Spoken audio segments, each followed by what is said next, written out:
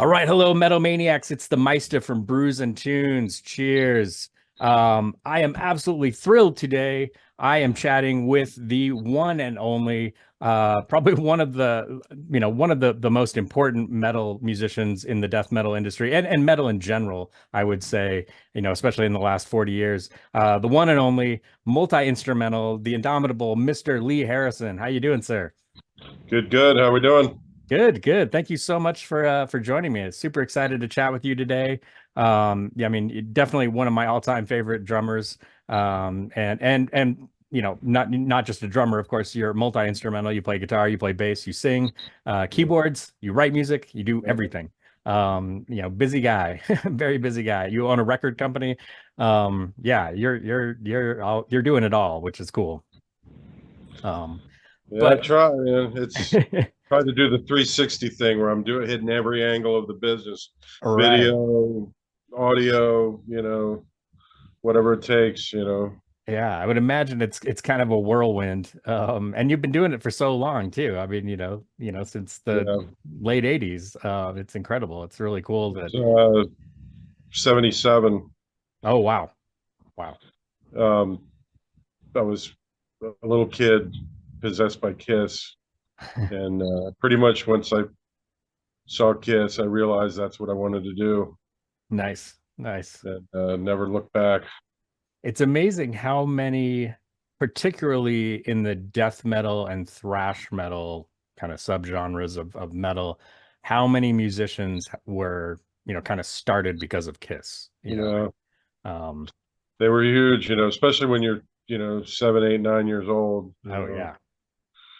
um, seeing Gene Simmons breathe fire and spit blood and Ace Frehley smoking guitar, it was just Yeah. the whole thing, obviously, you can look back and say, the image didn't quite match the music, like as far as, but, back then music was much lighter, obviously there like death metal didn't even exist, Right. Yeah. Yeah. and even really modern like heavy metal, Judas Priest, Iron Maiden, even though they were might have been playing, they really weren't full on metal like Yeah. it Yeah. turned into, Right. Yeah. And they weren't, know. they weren't mainstream at that point, really. I mean, really. I mean, Judas Priest, had, Right, but they were still a little more psychedelic in the late 70s, they still right. hadn't fully embraced that, riding the eighth notes on the A string metal, that whole Yeah. thing. Yeah. Yeah. We're still kind of getting there. Right. Right. Yeah. I mean, I'm guessing I'm similar in age to you. And I remember, yeah, I was a youngster and yeah, the whole Kiss thing, and partly because it was kind of like comic book come to life playing music. It's like these guys were like superheroes, like mysterious, wearing makeup, with crazy costumes. And yeah, I remember specifically I was in a mall with my mom and there was a kiosk and a guy was selling, it was Destroyer. So it would have been 76. And I was 5 years old. And there was a guy selling, he had a kiosk with Destroyer t-shirts, and I begged my mom to buy one. And she's like, hell no, I'm not buying you a Kiss t-shirt. You're five. Like, come on. Really. I tell her, I joke with her now. I'm like, do you know how much money that would be worth, mom? Like, you should have bought me one. If I still had it. But yeah, it's cool that that was the impact. Do you remember at that time, was it, one of the specific, you mentioned Gene Simmons, but did you think I want to do that? I want It to was play Gene and music on Ace pretty stage. much were Yeah. like the main inspiration. I actually have I found this old, it was like a test for school, and like, it was like a math test or something, and there was all these math problems, but in it's, my name, and like my name, I had put Kiss and I had drawn the faces and stuff, and the teacher had graded the paper and said, your name's not Kiss, and like all this stuff. And that was from like January 78. Like it was just, yeah. So I was doing that stuff in school, drawing the faces. And I had gotten in, like, I had brought my Dress to Kill record. I want to say second, I don't know what, it was early. And my dad had to come in and like, he ended up scolding the teacher because, she took my record away from me, and like, Oh, It turned into a little thing there for a minute when I was, super young. Oh, that's It's wild. just funny, yeah.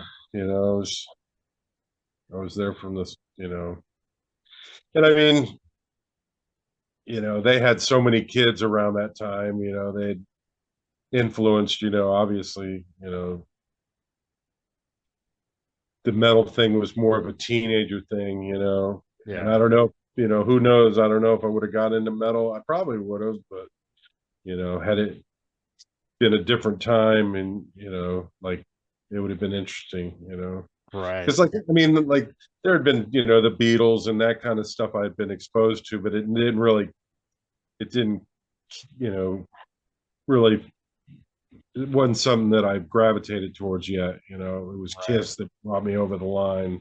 Nice. Do you You know, remember a specific time when you like picked up an instrument like, okay, this is what I'm going down this path? well, I had spoons and magazines first, Nice. and then I had an acoustic guitar. I actually told this story the other day with Alex from Immolation on his podcast, but my dad kind of forced me to play left-handed. I mean, I'm left-handed, but my dad forced me to play right-handed, and Oh, interesting. it kind of became like, yeah, I didn't. It kind of dampened me on it actually on the guitar, and Oh, so I kind of, I wouldn't say I put it down, but I kind of put it down. Like it didn't. I was like kind of bummed because I wanted to play left-handed just because it was more natural. In the end, now that like because I was hanging around other guitar players that had right-handed guitars, I ended up playing right-handed guitar, and mm, it kind of forced me to play right-handed guitar. And I'm glad that happened, ultimately because it, made life so much easier, being able to instead of only playing a left-handed guitar, and there's just not that many left-handed guitars yeah. sitting around, so it made my life easier in that respect, and it kind of like turned me into the drums, because it was like that was an alternative. And well, the guitar didn't necessarily take off, and my dad had a buddy that he owned an apartment building, and he had a this guy that taught drums living in his apartment building, and he rented to, and he lived right by the University of Miami, and so I would go there on Wednesdays, and I would take lessons from him, and that was just kind of like my parents were encouraging, like we got this guy who gives drum lessons. You want to try playing the drums? I was like, sure, so Cool. and he ended up becoming the Bee Gees drummer Oh, wow. in the '90s. Yeah, like after that, from like 1990 to 2000, he was the Bee Gees drummer. He played like Wembley Arena and all that stuff. Oh, wow.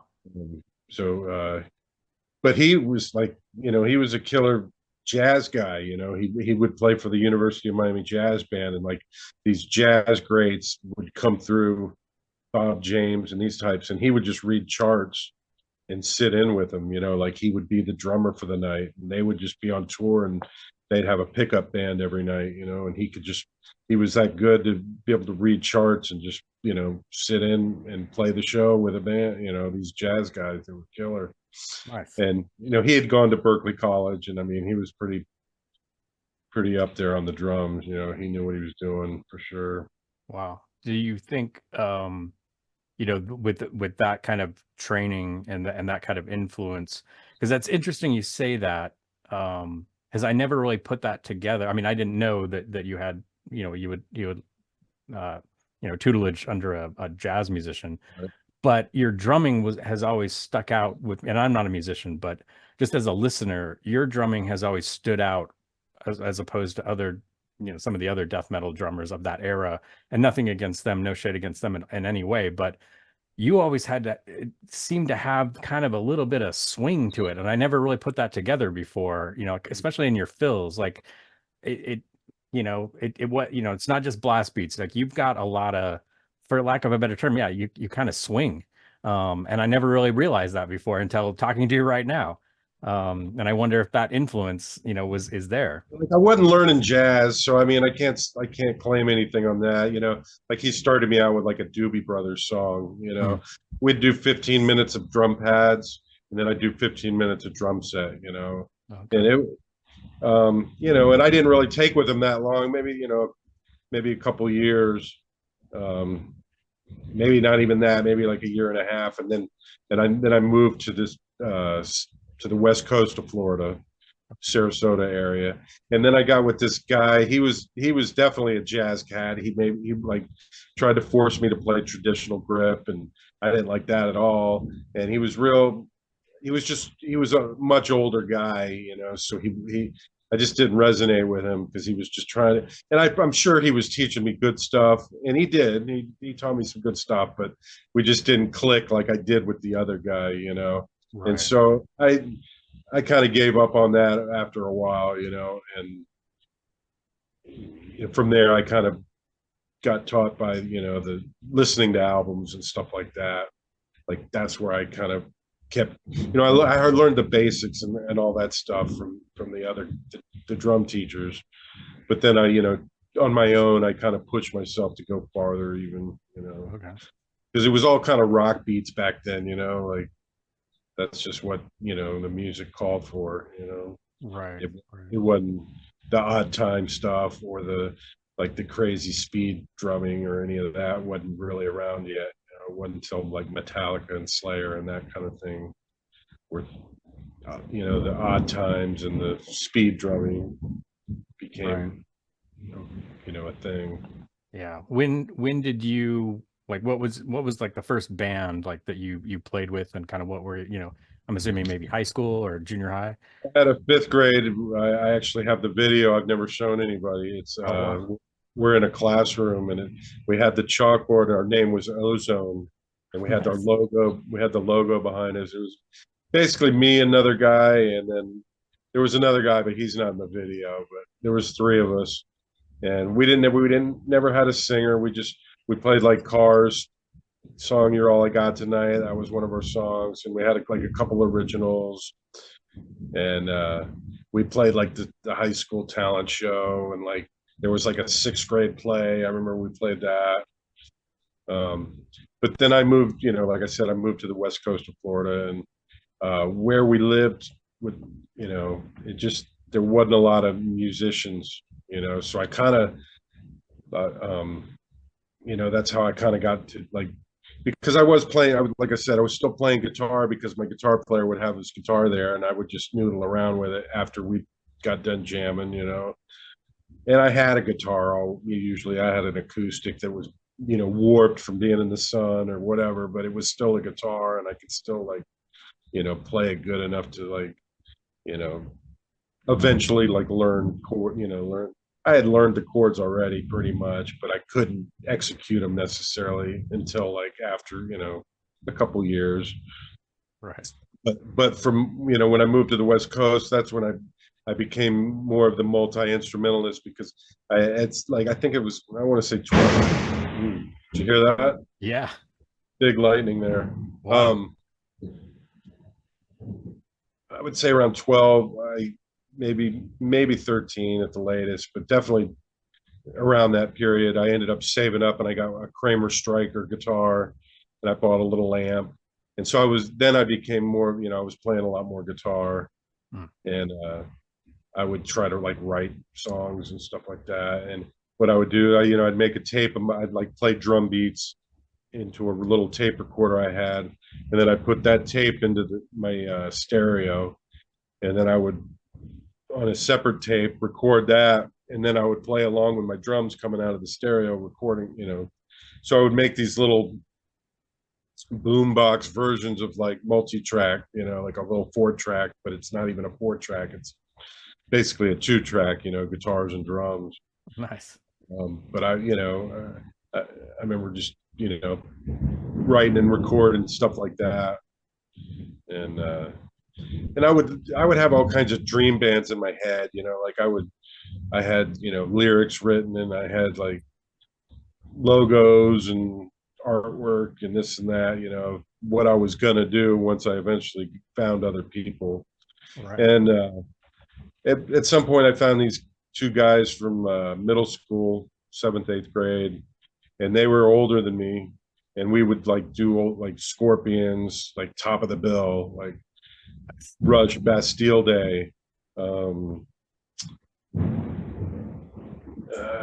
Green Menalishi, Judas Priest, Very that cool. kind of stuff. And like I said, they were older, so, and they were kind of more into drinking and more of a party thing. So they weren't as serious, even though they could play a little, a lot better than you know most pretty much anybody else around, but they just weren't really looking long term with it, and weren't really making it. It wasn't going to be a serious thing for them. It was just like a party thing, and I was serious, but at the time I didn't have anything else, and they seemed like that they could do something. So I played with them for I don't know a couple of years, and that band was called Black Rose, Hmm. Nice. and we did a couple demos. I still have one of the. It's like a I don't know 6 or 7 song thing. The one guy had like originals, Oh, cool. and so I still got that.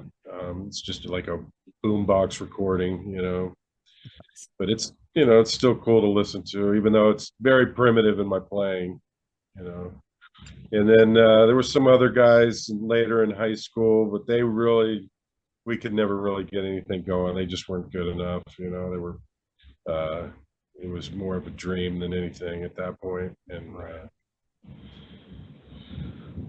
from there, I I had my childhood buddies down in Miami, and they were, I would drive like it was kind of like, because we didn't have internet and that kind of thing. And so I would go down to Miami, and like Miami was kind of like ahead of the curve as far as what was happening with music and things like that, the trendy trends of the day, so to speak. Right. Like, I remember when like breakdancing hit, like it totally hit down there first. Yeah.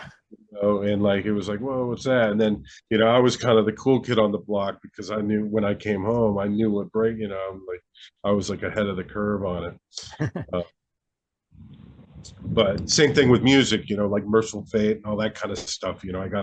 I would go down for a weekend in Miami, and I would come home with all these records, like Oh, cool. stuff that wasn't people weren't listening to yet. It still hadn't made it over where I lived at the time, which was south of Sarasota, for anybody wondering. Um, so from there, um, my childhood buddies, the guys that I would go stay with or whatever, they ended up introducing me to Cynic, and that Oh, was when Cynic was still a thrash band. They started like kind of like a heavy, not death metal, but like kind of extreme thrash, so to speak. right. And I met the original Monstrosity bass player, Mark Van Erp. He was in Cynic at the time. That's And right. so I met him when I ended up driving down for a show just on a weekend just to see what there was a singer guy that I was going to work with that my childhood friend was telling me about. He's like, yeah, I got this singer for you, and he's got a guitar player, and you come down, and there's this other band Cynic, and there's another band Paradox, and there was a band called Paramore, and they were playing at the Cameo Theater. And so like I drove down and went and saw them play, and then like a month later, maybe even yeah, it was about a month later, I packed all my drums up, and I turned 18, and I went down and tried to work with that singer, and ended up really hanging out with Cynic more. And because they were like a band, they were together, they were all guys that were into doing it, was inspiring to me because finally I'd kind of like met somebody, guys that were like serious about this and that weren't just doing it for fun and not really caring how good they played. And so it kind of took, it inspired me, but obviously they got Sean Reiner, so they don't need a drummer. But uh it just, I became kind of, like I wasn't a roadie necessarily, but like me and Mark would like, we'd load up my van, and he'd fill my gas tank, and we'd go pass out flyers for Cynic, like we'd drive from one end of Miami to the other. And Oh, nice. if they had a gig, I would load their drums. We'd put their drums in my back of my van, and I'd drive them to the gig and stuff. And I was trying to help them. And then I ended up meeting these guys in a band called KGB, um, I ended up moving in with Mark. We ended up, he had an apartment. I ended up living with him for a couple months. And then together, me and him ended up moving into this warehouse. There was another one. It was this band KGB. They were kind of a crossover band that was kind of at the end of their run. They were like old, a little bit older, and they were kind of at the end. They were going to be, I don't know, you could just tell that they were going to be breaking up eventually. Like they, I don't know, it just wasn't really clicking. But they had it together, you know, and they would, you know, they were kind of big in Miami at the time, like in that scene. It was kind of like I said, crossover, kind of a DRI type thing. Cool. And so it was Cynic and KGB in one warehouse. We had this big warehouse down in South Kendall area, Miami, and my drum set in one corner and Sean's drum set in the other corner. And we had like a whole wall of amps behind us, like everybody's amps. That's And me and Van Earp, we just lived there, and there was like a little studio apartment upstairs, and we lived up there, and there was like a little office downstairs. You know, it was pretty cool. And so we could just jam all day, you know, and like nobody cared about the noise, and it was real cheap. It cost like $50, you know. My rent was $50 a month, you know. oh, So man. like, yeah, because 8 guys were chipping in on the warehouse, you know. So it was like That's great. it was dirt cheap. And we were kind of like a security, you know, because we were there all the time. Nobody would rob the place. Yeah. Um, so that's kind of like how I got into, like, you know, from there. Malevolent Creation moved to town from Buffalo, You're right. and they were kind of the hot new thing. They were very Slayer inspired, like the song Malevolent Creation was like the whole beginning was like basically a ripoff of Hell Awaits. I mean, to a T. I mean, Yeah, it is. it was literally no difference. And I actually ended up rewriting the riff that ended up becoming, you know, that kind of made it different or whatever. We changed a couple things. But if you listen to the original or the song Malevolent Creation, it's got the same thing. Yeah, that's right. It's like the same thing from Hell Awaits. I mean, it's literally Hell Awaits. But you know, I tried to, you know, I said, hey guys, you know, when I ended up joining the band finally, you know, I was like, hey, you might want to change this, you know. It's Yeah, like, yeah. and there were some other like small things, you know, whatever. So, but anyway, when they came to town, you know, Phil was like very, you know, he's like, I need a drummer that play fast double bass, because they had a drummer up in Buffalo that like he was really fast on double bass, and he was a really good drummer, and they weren't happy. They had a guy already, but they weren't happy with him. He couldn't do the double bass stuff that they wanted him to do. So, you know, I would see Phil, like I would be hanging out with Cynic. We'd go to, you know, whatever show was, you know, happening. Um, and I'd run into Phil. He's like, dude, you need to come up and join us, you know? And yeah, sounds good. And finally I did it, you know, at some point, like after a couple months, I ended up, you know, packing the van up again and telling the Cynic boys, see you later, guys. You know, I'm out of here. And so I went up to Fort Lauderdale and stayed with some friend of theirs. He had like, you know, more or less couch surf for, you know, and then I ended up living in the warehouse there. That was me and Jay Black lived in like a little 10 by 20 warehouse. And then we graduated and we got the 20 by 20, you know, like we moved, you know, got a bigger warehouse, but we were pretty much warehouse rats, you know. That's what we, Wow. you know, that's all we wanted to do is just play music. And you know, I didn't want to have to get a job, you know. I Right. wanted to be able to, you know, try to live off what I could, you know, as far as the music. You know, we started playing shows immediately, and so at first that was all good, you know, because you know the money that we were making was going into the warehouse, so I really didn't have to, you know, pay warehouse rent and do all that. Eventually what happened was we started doing mail once we had the demo that I played on the 89 demo, this which was the second demo. Yeah. And we got into the underground tape trading thing, and all of a sudden all the money that we had been making on the shows was now going for postage and all that. So it kind of left this little, you know, issue with the rent, you know. And I don't know, Phil was like, you know, complaining about that, and that's kind of ultimately what broke us up. You know, he had this um guy that, lived with his parents, and, he had money and had a place for them to jam. They didn't have to pay for a place. So it was just easier for them to take that drummer, which ended up being Mark Simpson, the guy that played on Ten Commandments. Oh yeah. Wow. Um, Okay. Yeah. you know, Because yeah, his you're down his the. Oh, sorry. Go ahead. his father had like a job where like they could take their all the postage stuff, like all the tapes and stuff that they were doing the mail, and he would run it through his dad's business, so they had all the postage for free. So now they were really doing, so it just made sense for them to work with that guy rather than me, basically. And so I got kind of shut out on that deal. And so I went home, back to my parents' house, kind of licked my wounds for a while. I did a solo thing called Submission, where I wrote like 9 songs. I actually had a few more than that, probably 12 or 13 songs. But I recorded 9 of them. I did this thing called Ashes in the Mind. That was my little demo. Submission was the name of the project.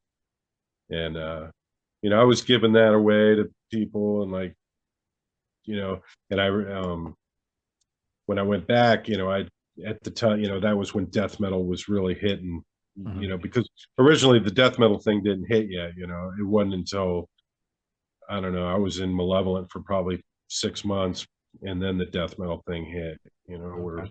Morbid Angel, Obituary, Atheist, Death, I mean, Death was going already, but like the Morbid Angels and the Atheist and Obituaries, they kind of ended up hitting the scene, and then like that's when the Tampa thing spawned, and Yeah. Kind of exploded. Mora sound and all that.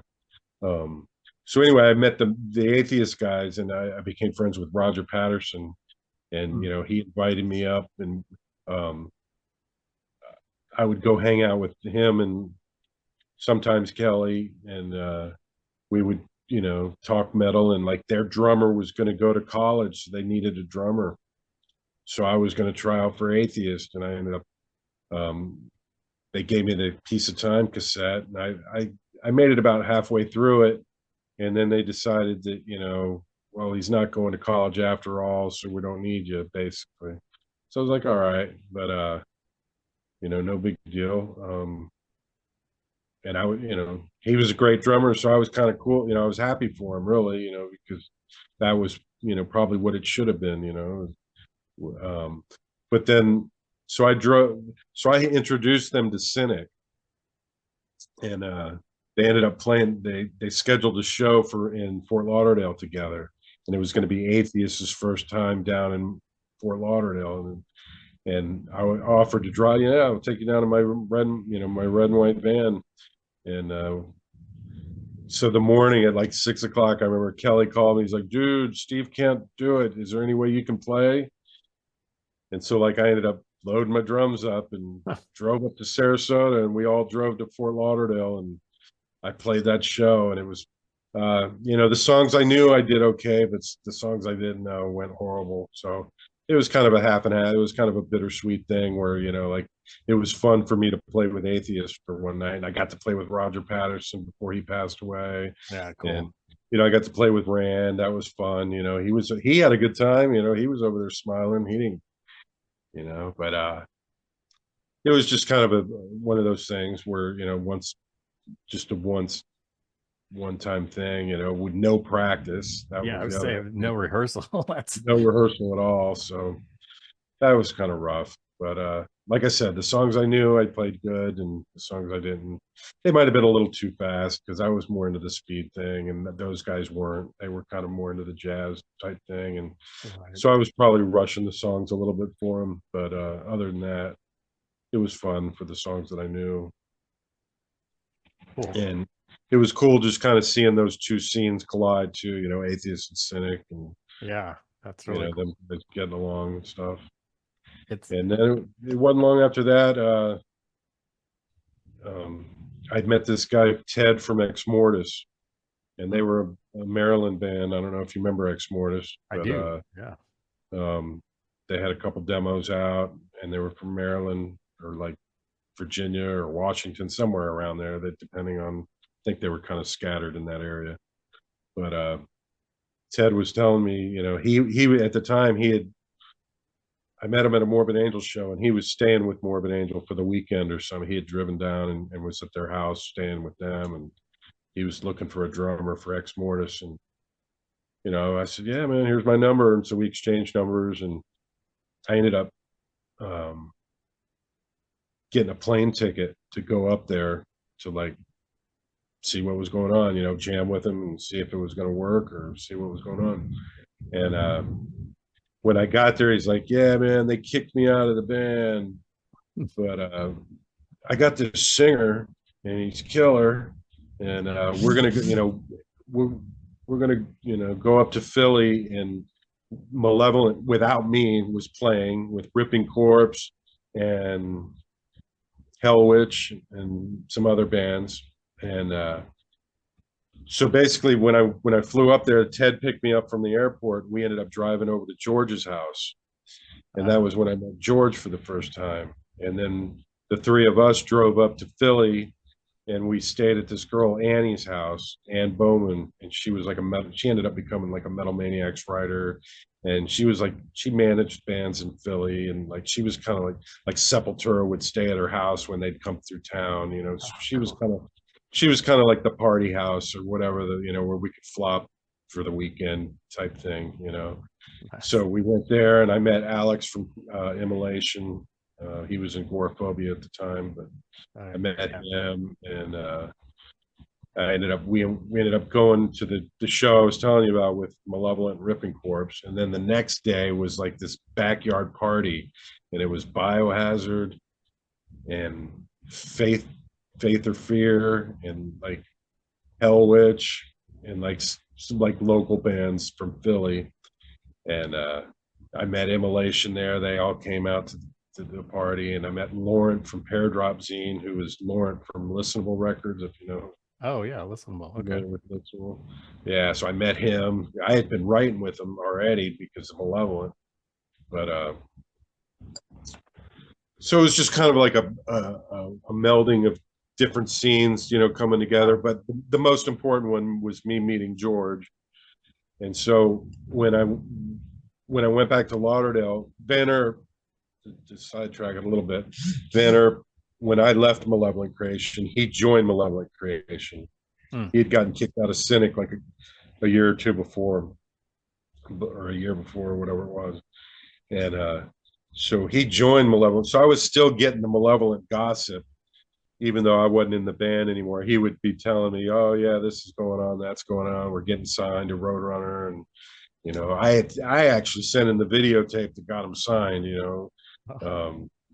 And then I was out of the band. So by the time I was supposed to do a demo, the third demo, but I ended up spraining my hand like really bad at a stage diving at an Atheist show, go figure. And so I wasn't able to do the Malevolent's third demo. And by the time I ended up getting, me and Phil had our little problem or whatever. And so I was out of the band before I got the chance to do it. And they ended up going to Mora Sound and doing that third demo. And then they got signed to Roadrunner and all that. So, but I was here in the back end from Mark Van Earth. And so when we all drove up to Philly, like that story I'm telling you that weekend, Malevolent was playing, and they were playing with Ripping Corpse. And when we all went back, like a couple days later, Mark called me and he's like, "Yeah, man, Phil kicked me out." He's like, "Yeah, they came and they got their stuff, So I was like, "Well, I'm putting this thing together. I got this guy Ted, and I got George, and you can be the bass player, And so I ended up packing up my van again, and I drove down to Lauderdale, and I moved in at Mark's house. Him and his girlfriend had a house, and had a jam room and everything all ready to go. So me and him started writing. We like that submission tape that I was telling you about. We ended up picking riffs out of that and like making basically the first Monstrosity songs, Definitive Inquisition. Oh, cool. Or Immense Malignancy, Burden of Evil. Those were not all the riffs, but like some of like my best riffs off that tape. We would kind of like just go in there and grab riffs, you know, and make new songs out of them, basically. Okay. And so we had the four demo songs written, and this friend of ours, Ross from West Palm Beach, he said he called me and he's like, "Yeah, man," because he had a club and he had, you know, it was like DSI was going to be playing there, and he had, you know, some pretty big Sepultura had played there with Death, and you know, he's like, "Yeah, I got this Massacre show. If you guys, you know, I know you got a new band you're putting together. If you guys want to play." And like we didn't even, you know, we didn't been in the same room together, and I didn't say yes, but I'm like, let me get back with you because I'm gonna try to make it happen. So I called George, you know, and he was like, "Yeah, man, yeah, that sounds, you know, play with Massacre, hell yeah, you know." Yeah. And then I called Ted, and he was like, "No, he didn't like the idea." He's like, "No, we gotta." Really? Yeah, he was kind of negative on the. He didn't like it that we had taken, you know, written songs on our own. He wanted to be the main writer, and he wanted to run everything, and that, you know, whatever. So we called George, and then John Rubin, he got kicked out of Malevolent, so we ended up grabbing him. So we had three guys ex Malevolent, and so it was going to be the three ex Malevolent guys, Ted and George. Well, when Ted kind of bowed out, I just called George. I was like, "Hey, man, you know, I got this guitar player here. We got a bass player.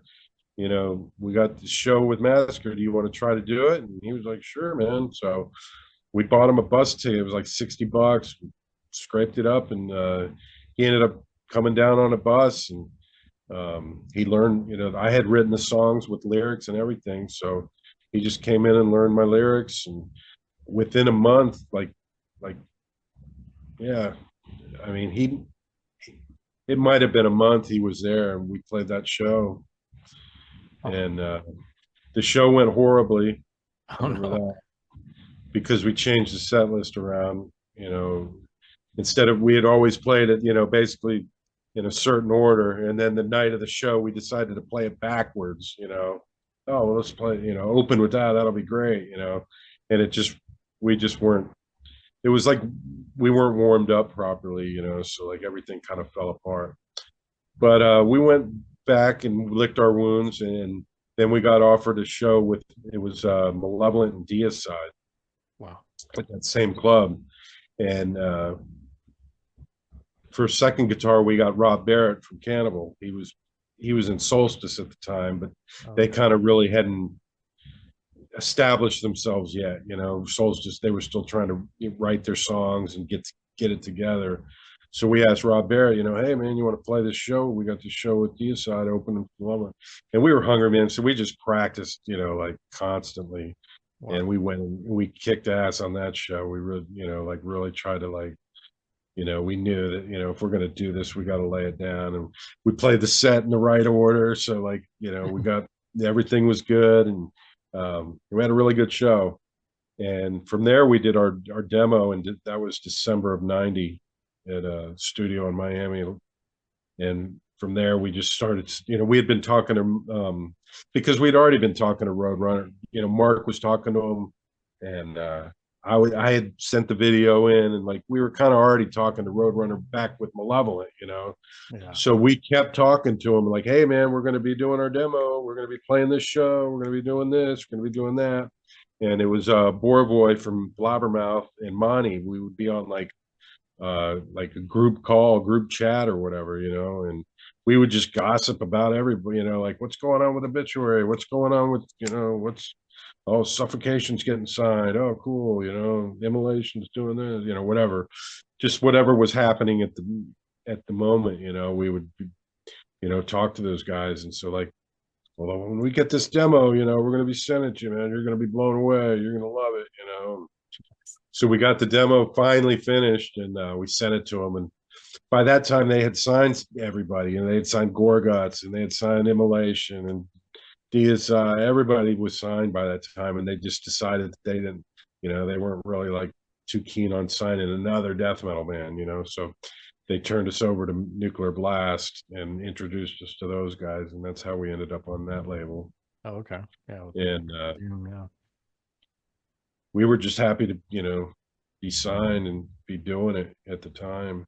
Yeah, it's wild how I mean I know it's not it wasn't haphazard, but it's just wild how like some of these meetings and like getting together with these like a barbecue, and it's amazing to think that kind of what could have been, and it just kind of the cards kind of fell in place, and now 30 plus years later, I mean, revolutionary band, still going, still making Right. killer music. I mean, it's just it's cool that all fell into place like it did.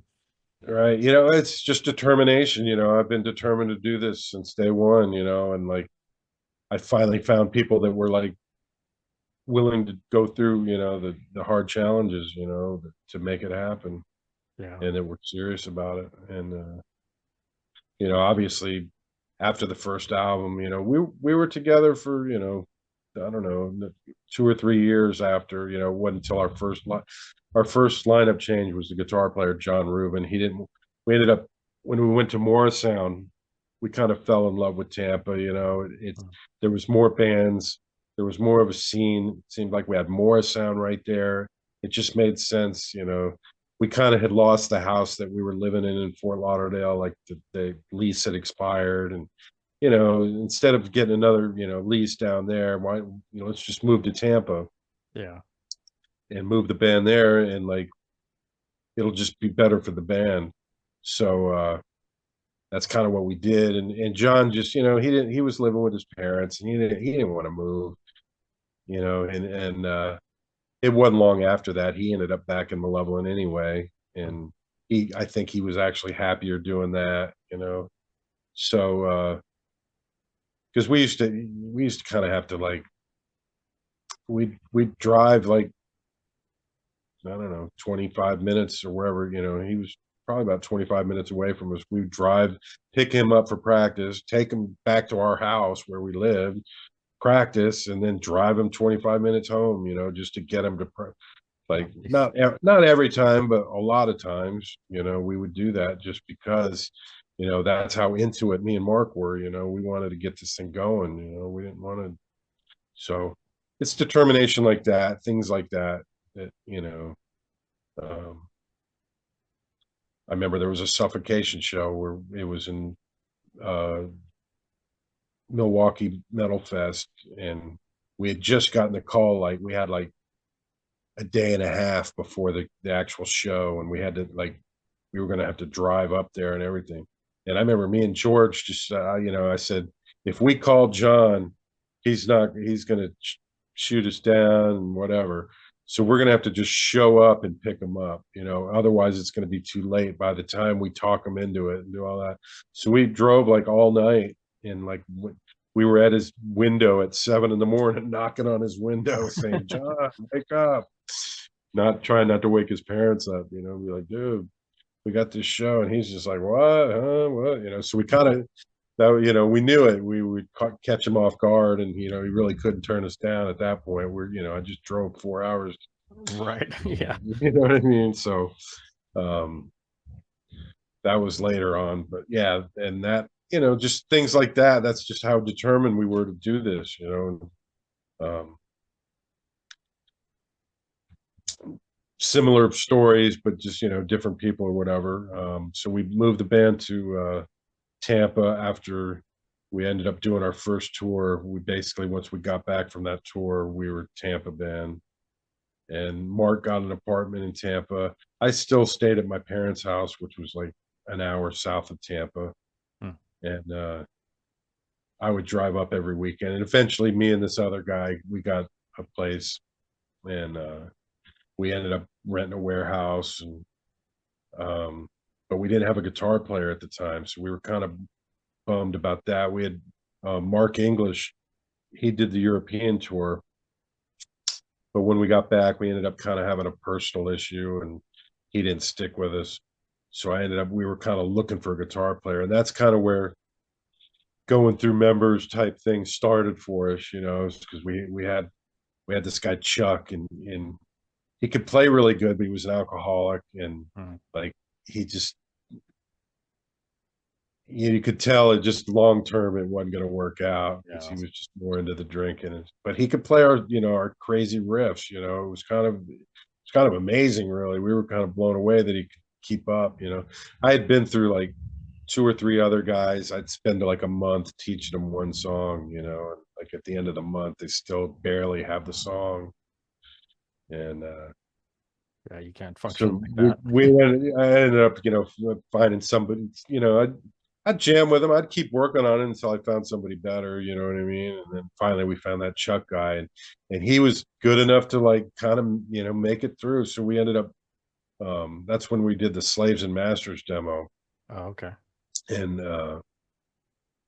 we he actually played on the rough tracks, but like right in the middle of the recording of that, we got this tape from Jason Morgan. He was from Tennessee, and he had seen our address in Metal Maniacs, and I don't know, somehow he heard we needed a guitar player, so he sent this tape, and it was him playing the songs, and they were all pretty note for note. It was like surprisingly good. Because most guys, I had to show them everything, and then I had to like almost give them lessons to like to learn the songs. And this guy came in basically playing the songs correctly. In Imperial Doom, the guitars are not loud, so like it's kind of hard to make out some of that stuff. So we were impressed the fact that he could, he actually did that. And then he showed up, and he was phenomenal. He was like just Cool. an amazing player.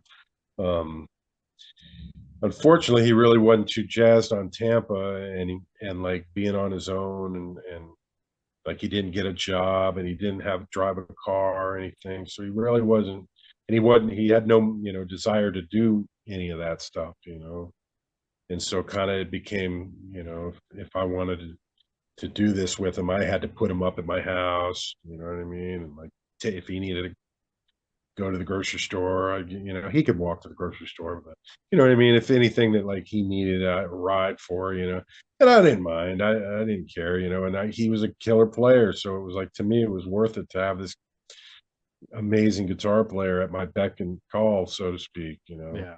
Yeah, cool. And so we ended up writing a lot of the Millennium stuff. It's a lot crazier, a lot more technical and stuff. And that's Yeah. why is I would sit there and just challenge him to, I would dream up these riffs that are, Huh.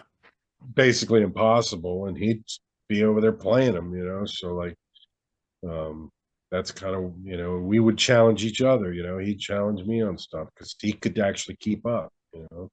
Yeah. And so that's why Millennium's kind of a lot more technical than Imperial Doom was. It's just because Yeah, great album. even Was there a time like during that time, when you were kind of going through all these different guitar players, were you ever tempted to like, all right, fuck it, I'll just do it myself? Had you did, I wouldn't. no? Even to this day, I've never, I'm not a technical player like that. I can play some riffs, and I write a lot of stuff, but Mm. it's one thing, I can, like, for instance, Imperial Doom, the riff, there's like,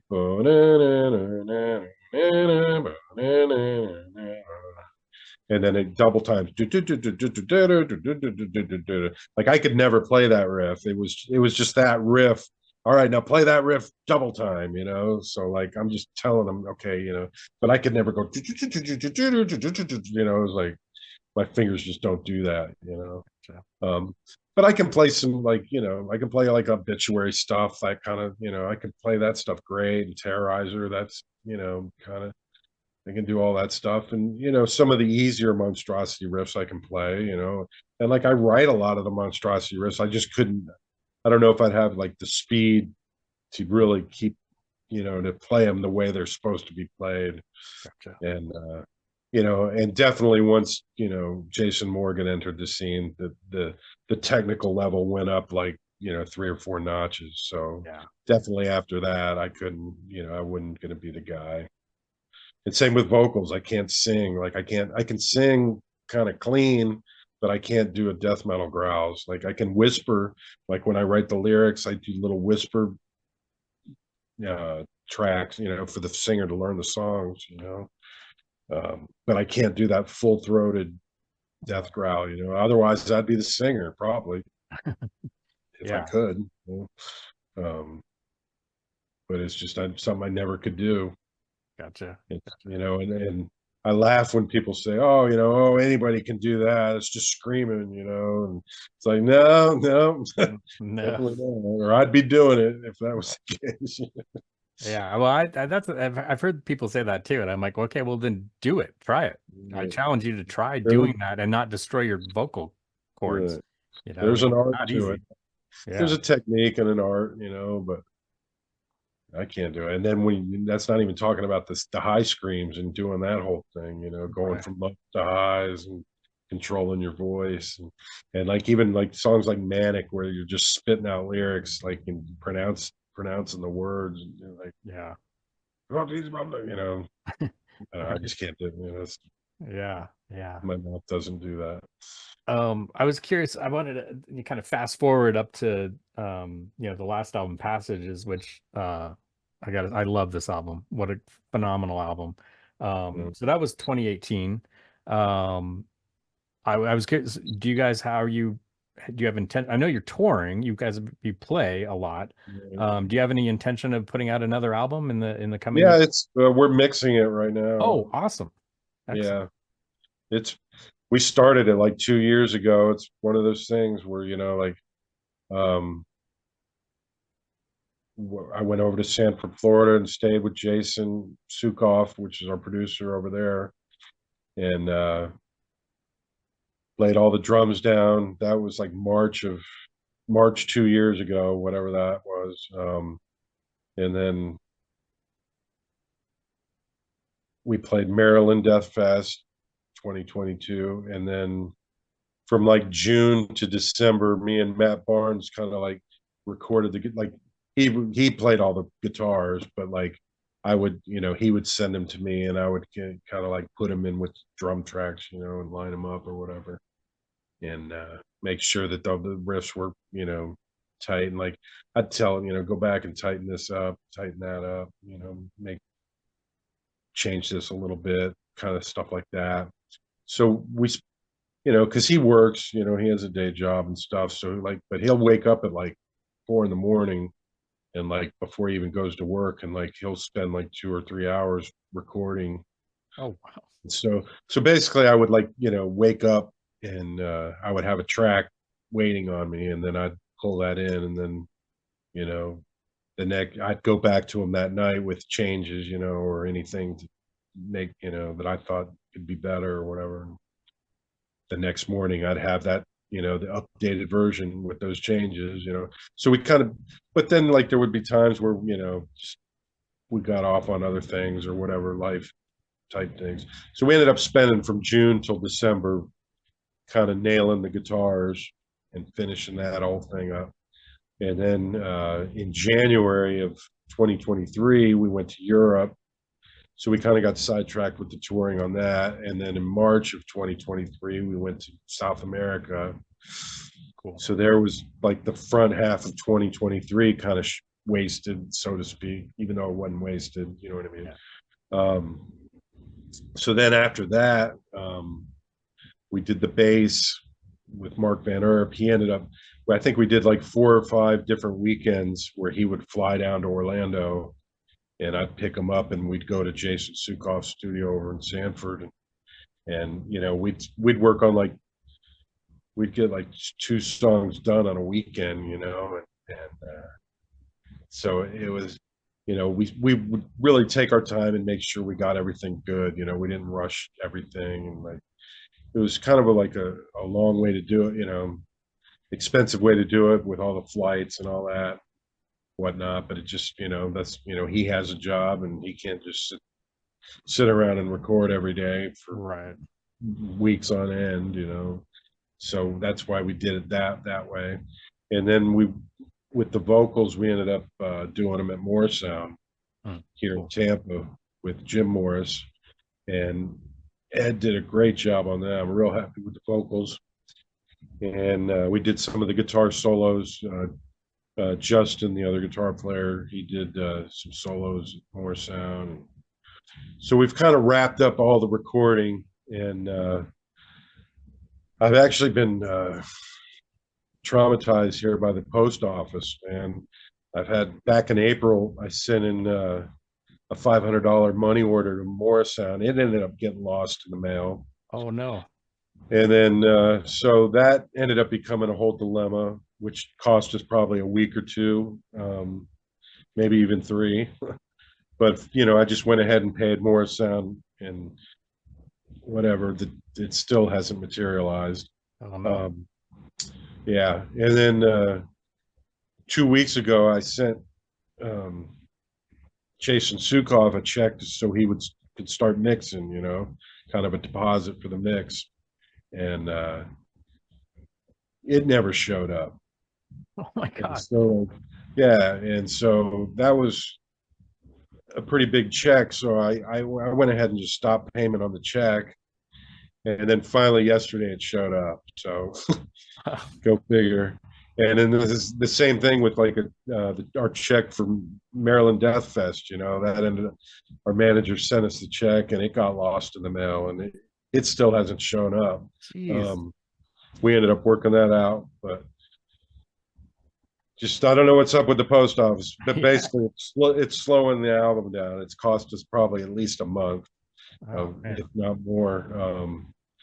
But the good news is that like the mix has started. He's working. He's got one song mixed already, Cool. and kind of how that works is he mixes the song, and then he's got a buddy up in Atlanta that he'll kind of do like the heavy lifting. And what he'll do is he'll go and take the rest of the songs, and he'll use those same EQ settings, same whatever, all the stuff that he used as far as the mix, the same levels and everything. And then he'll send back the tracks to me, and then from there we'll come in with like a list of mix notes, and I'll send those back. And that's how we did Passage, and that's how I did the Terrorizer Caustic Attack album too. Oh, okay. Just Cool. where it's like, back in the day with like, Dark Purity, for instance, like I was there for every second of every little EQ change of every little note, every little thing that was done, and it's like by the time the EQs start going, your ears just, you don't even know what you're listening to anymore, And I actually brought in like for Dark Purity, I brought in a little boom box that I listened, that was my, like what I listened to, just so that I could hear a familiar speakers, because that's what happened on Imperial Doom. We got in there and they had these big killer speakers and Mora Sound, and it sounds perfect. But when it's not really how it sounds when you put it on a cassette tape and Yeah.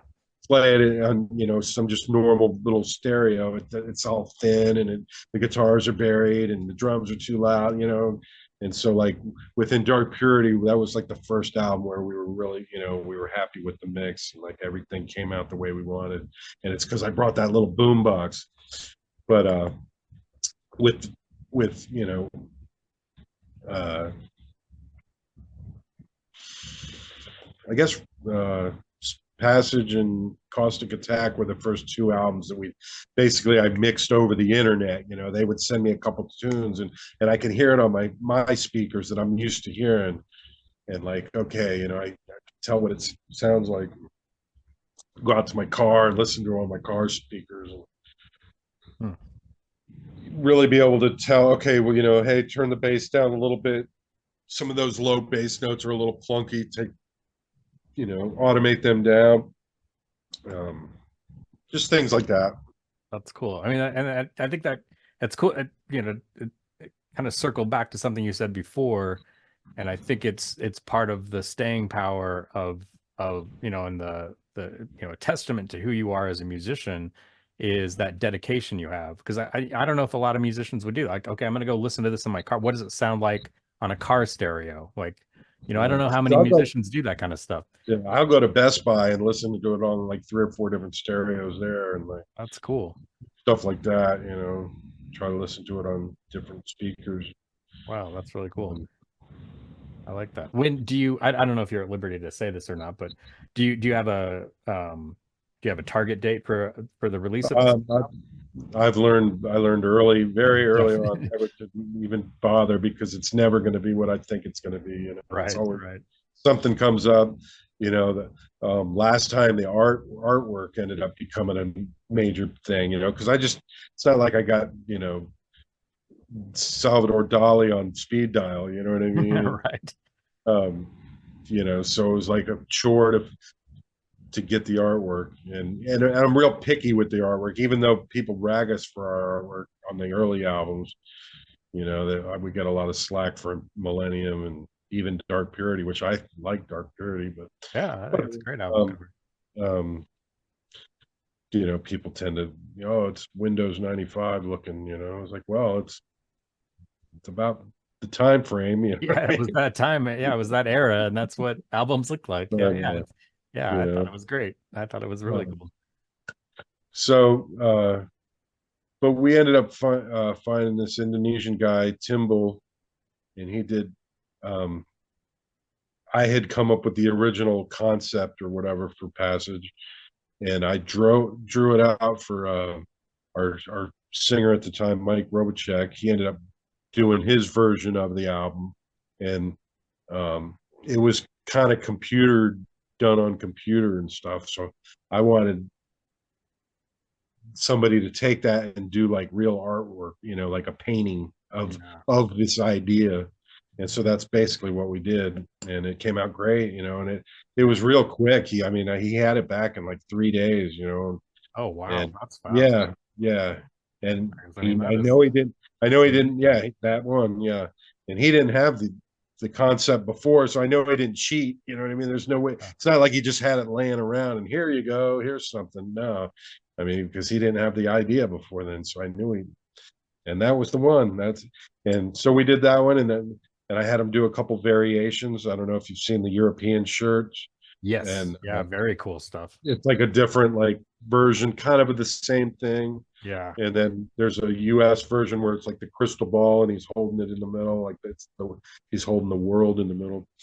Um, so I had him do those variations. Then did you see the cassette?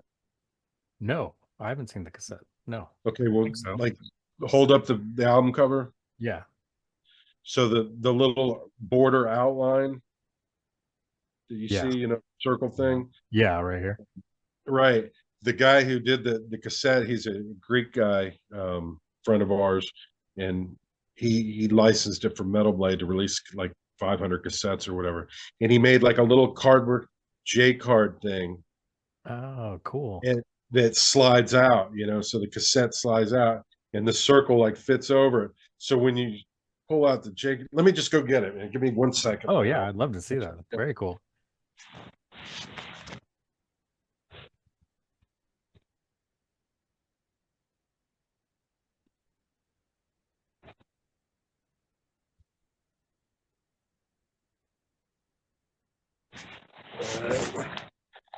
So let's see. I don't know if you can see it.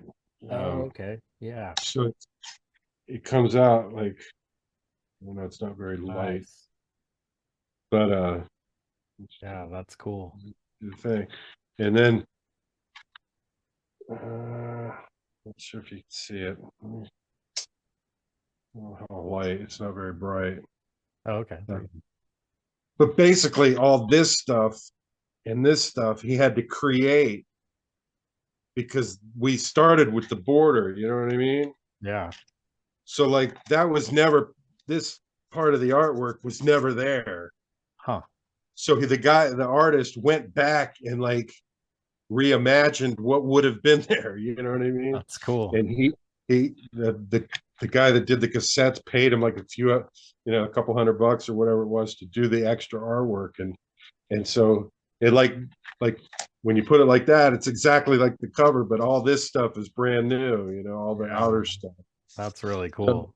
I don't know, just cool stuff like that. Yeah, I love that. That's a great idea. Will you for the new album, will you use the same artist? Do you think? Um, we haven't gotten there yet, but Okay. yeah, there's a good chance.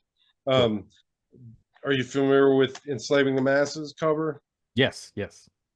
and the In Dark Purity covers? Like, Yeah. have you actually like looked at the CD, Yeah, yeah.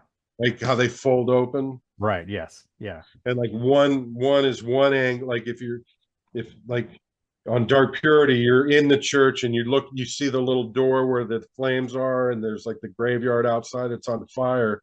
Yeah. Enslaving the Masses is the other like as if you were out in the flames and you see, you know, you're looking the other way and the church is in the distance. Yeah. So it's kind of like they kind of tie together, you know what I mean? Yeah, very cool. So that's what I thought that stuff was cool. You know, I don't know if the fans even pick up on that stuff, you know, half the time. So, Yeah, but that's it is. I love that kind of, yeah, those motifs, like, yeah, right, continuation, between right. albums. I think that's, yeah, it's brilliant. I love that kind of stuff. That's great. Um, Um, do you have a, and again, I'm not sure if you're at liberty to say this or not. Do you have a working title for the new album? I just came up with it 2 days ago, Oh, wow. actually. Wow. Yeah, but Are, I'm not are gonna. you, you're not going to share it? I can't share it yet. Damn.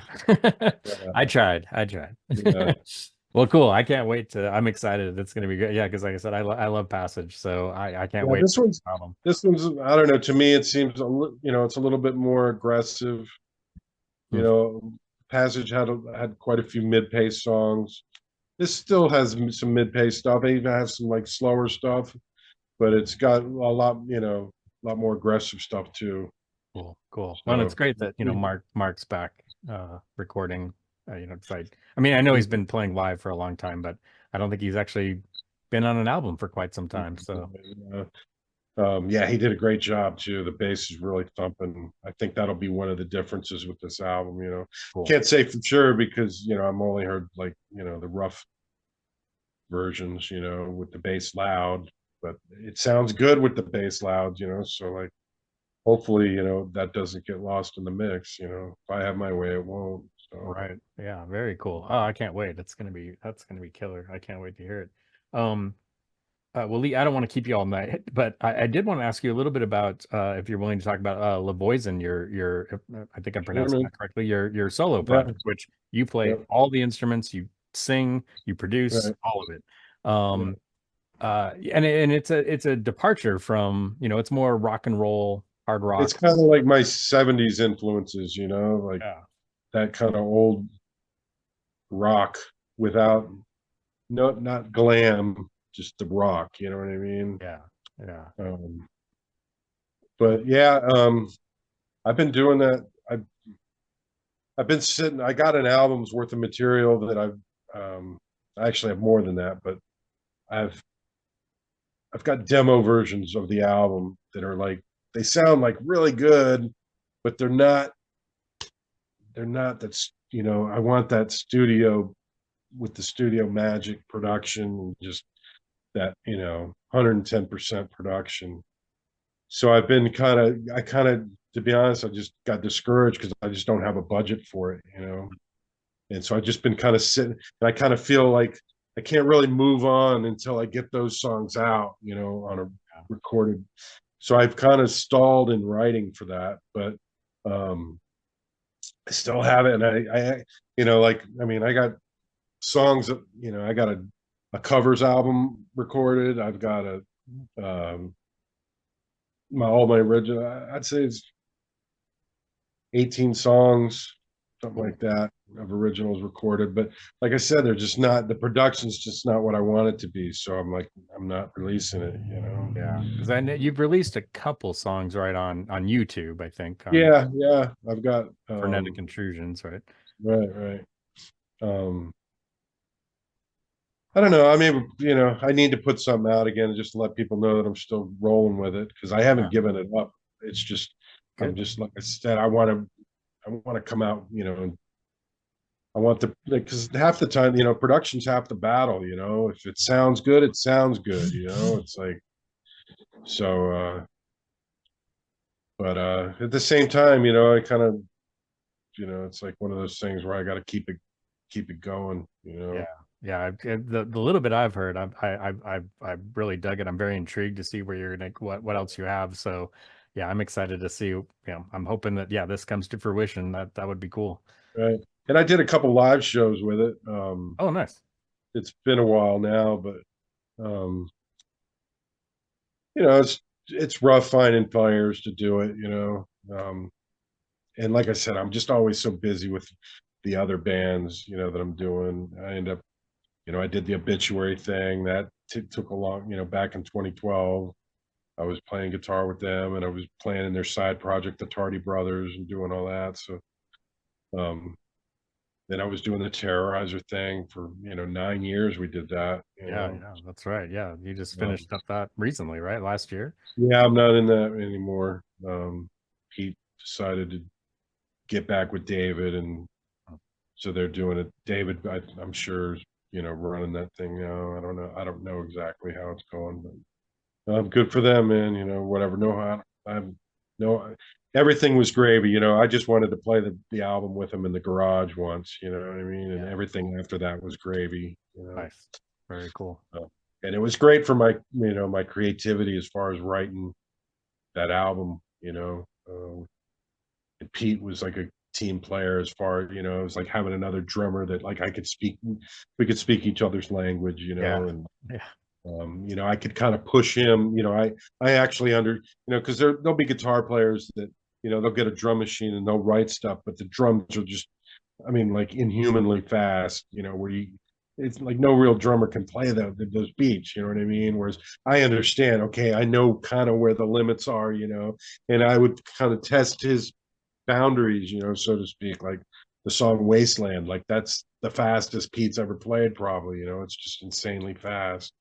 And there was like the song Devastation, there was this like little triplet thing that I threw at him, where it's like that wasn't in his like vocabulary necessarily, right.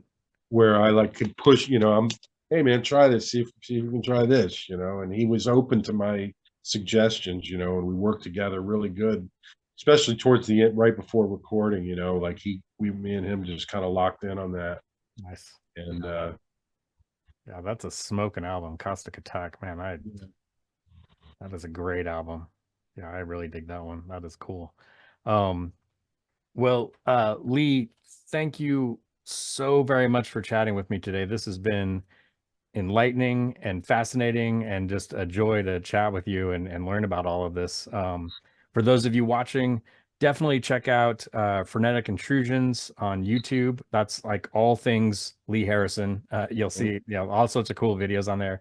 His solo project, Lavoizen. There's monstrosity stuff on there. I think there's the Midnight stuff with the guy with Crimson Oh, Glory. oh yeah, yeah, Midnight. Yeah, there's all sorts of cool stuff on He there. Yeah, passed away, unfortunately, but we ended up we got a covers. I finally released a covers album. cool. Last year. It's not so that long, you know, and it's different. It's it's kind of much like rock. He was such a killer singer. You ever heard Transcendence album? The guy sang like a lark back in the day. He was just an amazing singer.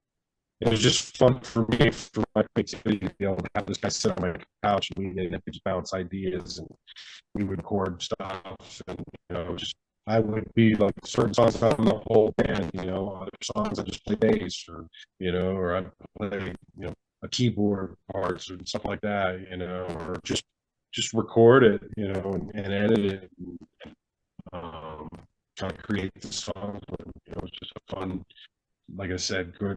It was excellent for my creativity. Yeah, inspired. cool. Very cool.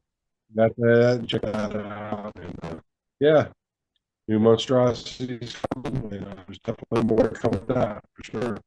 Cool. Yeah, I can't wait for the new monstrosity music. Yeah, and yeah, like for all of you watching, yeah, if you look in the links below, there'll be links to monstrosities pages. So if you're not familiar and you've been sleeping under a rock, then definitely check out Monstrosity, one of my all-time favorite death metal bands. Hugely And I've influential. already started writing for the next album. So I've got Yeah. 4 songs I'm working on right now on the next album. Nice. So, Well, Lee, thank you so very much. This has been great. all right, take care, man. All right. Thanks, man.